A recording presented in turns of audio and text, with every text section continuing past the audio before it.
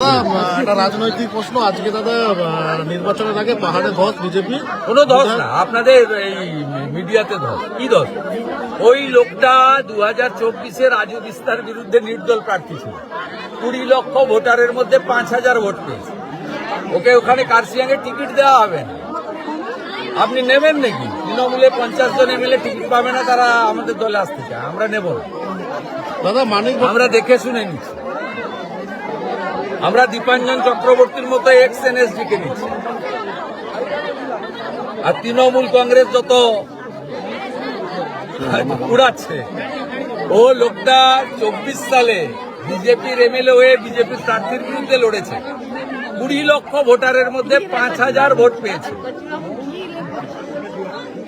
দাদা আজকে আপনি কুড়ান না ঝাঁটি ঝাঁটি, কোনো অসুবিধা নেই। দাদা মানিক ভট্টাচার্যের গত সভায় না, উত্তরবঙ্গে বইনি হবে না, আমি আপনাকে বলে দিলাম।